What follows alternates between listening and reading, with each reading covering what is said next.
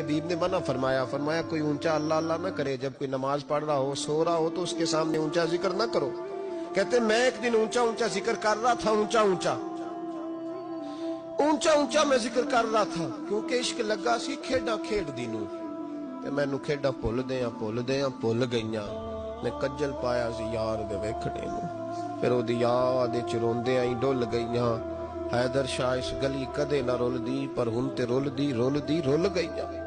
کہتے میں اونچا ذکر کر رہا تھا تو حضرت عمر فاروق رضی اللہ تعالیٰ عنہ نے ڈانٹ دیا، فرمایا تجھے نہیں پتا حضور نے منع کیا؟ تو عمر نے ڈانٹا تو میں چھپ کے بیٹھ گیا کونے میں۔ حضور آئے نا نماز پڑھانے تو محبوب نے پتہ کیا وہ عبداللہ کدھر ہے؟ کہتے میں کونے میں تھا، حضور نے فرمایا کیا ہوا؟ تو میں رو پڑا، میری عزت بڑی تھی نا مدینے میں، کبھی کسی نے کچھ نہیں کہا تھا۔ نبی کریم نے فرمایا کیا ہوا؟ عرض کی حضور کچھ نہیں، پھر بھی بتاؤ۔ کہتے میں رو پڑا، میں نے کہا یا رسول اللہ میری غلطی تھی تو سیدنا فاروق اعظم نے ڈانٹ دیا ہے۔ فرمایا ہوا کیا؟ یا رسول اللہ میں اونچا ذکر کر رہا تھا، اور بات بھی ٹھیک ہے، کچھ لوگ قریب نماز پڑھ رہے تھے، حضرت عمر نے منع کیا، نبی کریم علیہ السلام نے فرمایا بلاؤ نہ ذرا عمر کو، خود قانون حضور نے بنایا ہے کہ اونچا ذکر نہ کرے جب کوئی نماز پڑھ رہا، بلاؤ نا عمر کو۔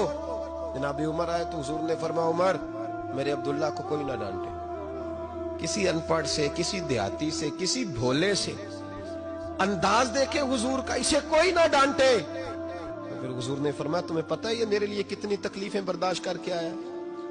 صحابہ فرماتے ہیں یہ خوش نصیب ہے جس کی روح بھی محبوب کے ہاتھوں میں نکلی۔ اور جب جنازہ اٹھا تو حضور کی داڑھی سے ہم نے آنسوؤں کے قطرے ٹپکتے دیکھے۔ مدینے میں رواج